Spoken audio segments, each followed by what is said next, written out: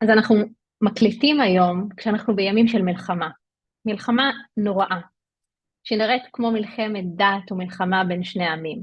אבל לצערי המלחמה הזו היא משקפת את מה שקורה ומתרחש בתוך התודעה שלנו. היא משקפת את המלחמות הפנימיות שלנו, שקיימות כבר בתוכנו, את הדחק שאנחנו חווים אותו לאורך כבר שנים בשני הצדדים. אבל היום אני לא הולכת לדבר על מלחמות, אני הולכת לדבר על שלום.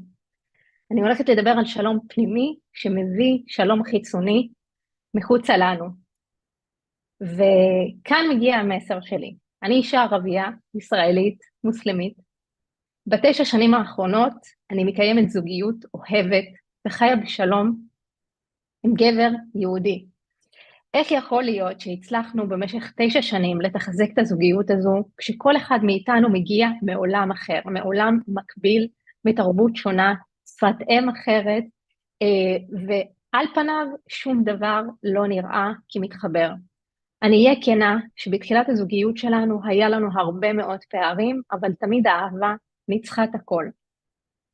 והיו לנו לא מעט מלחמות וויכוחים עד שלמדנו לקחת אחריות ולחיות קודם כל אחד בתורו, בשלום פנימי.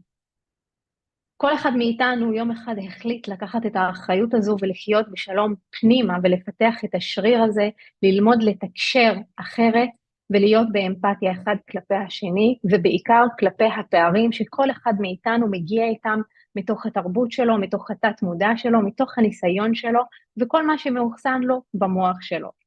ואני יודעת שבימים האלה נשאלת השאלה, האם שלום זה משהו שאפשר בכלל לחשוב עליו? האם אפשר לדבר על זה, או שזאת איזושהי פנטזיה שאנחנו לא צריכים לקחת אותה בחשבון? בתור מי שאני היום, אני מאמינה שדווקא עכשיו, דווקא ברגעים האלה שאנחנו חווים מלחמה נוראית בחוץ, עלינו לקחת אחריות על הפנימיות שלנו, על ההתעוררות שלנו, על השלום הפנימי בעיקר שלנו, כדי להתחיל ליצור בעולם החיצוני וההולוגרמה שלנו שלום חיצוני, בין אם זה בתוך הזוגיות שלנו ובין אם זה בין העם שלנו או העמים השונים. אז איך בכלל זה יכול לקרות ואיך אנחנו יכולים לרתום את המוח שלנו, את התודעה שלנו, ליצור את השלום הזה? וכאן מגיעים נוירוני המראה. נוירוני המראה הם נוירונים ייחודיים במוח שלנו שמאפשרים לנו לחקות תנועה של אנשים אחרים ולחוות את הרגש הנלווה אליהם. הנוירונים האלה מגיבים כשאנחנו עושים תנועה כלשהי. התנועה הזו יכולה להיות תנועה רגשית, מחשבתית, ואף פעולה שאנחנו יכולים לעשות אותה ביום יום, כמו להושיט יד, לקחת תפוח, או כשאנחנו מחייכים. מה שמעניין הוא שאותם נוירונים פועלים כשאנחנו רואים מישהו אחר עושה את הפעולות האלה, בלי שאנחנו בעצמנו נעשה אותם, המוח שלנו כבר מקודד בעצם את התנועות בתוך המוח וזוכר אותם. ההפעלה ההדדית שמתרחשת היא מופעלת אצל שני הצדדים ומייצרת ביטוי של רגש, והיא מאפשרת סנכרון בין אנשים, אפילו חיקוי ואמפתיה וחיבור רגשי עמוק והזדהות ואימון. היום אנחנו יכולים לחוות את זה בעם, שאחרי המלחמה הזו כולם מרגישים מאוחדים ומזדהים ורוצים לעזור אחד לשנייה. אפשר לנסות אפילו בעצמכם. אני רוצה שתיקחו עיפרון, שימו אותו לרוחב הפה, עד שהקצוות של הפה יעלו כלפי מעלה, ותיווצר כלשהי צורה של חיוך, ואיזה רגש מתעורר כרגע אצלכם. תרגישו את השמחה שקורית, ונסו להרגיש ברגעים האלה כעס, בזמן שקצוות הפה מורמות על ידי העיפרון לחיוך. אפילו כשאני מחייכת כרגע, במוח שלכם, נוירוני המראה פועלים ומרגישים את החיוך שלי ואת השמחה שעוברת דרכי. ואם ננסה להרגיש כעס ברגעים האלה, סביר להניח שזה לא יצליח לנו. תנסו את זה שוב. אנחנו יכולים לעשות את זה אפילו הפוך. אנחנו יכולים לקבץ את הפה בין הגבות בצורה של כעס ולחשוב מחשבות מחייכות. האם זה מצליח לנו? סביר להניח שלא.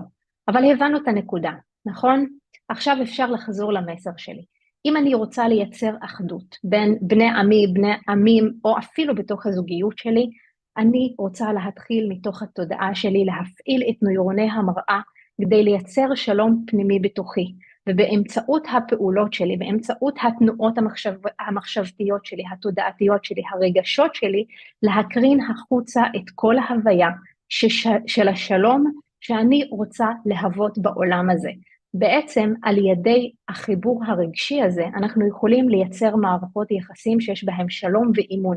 זה מתחיל קודם כל מאיתנו, באמפתיה וחמלה כלפינו, כלפי בני הזוג שלנו, המשפחה שלנו, החברה כולה, העם כולו והעמים ביחד. החיבור הרגשי האמפתי הזה בין בני זוג לדוגמה, או ביני לבין בן הזוג שלי, מאפשרת לנו להסתנכרן זה עם זה, לנוע בשביל חשיבה ורגש דומים, תוך הפעלת קבוצת הנוירונים הדומות במוח שלנו, וכך להרגיש בפועל את אותם רגשות ולראות אחד את נקודת המבט של האחר, גם אם אנחנו לא מסכימים איתו. אז שיהיה לנו ימים של שלום לכולנו.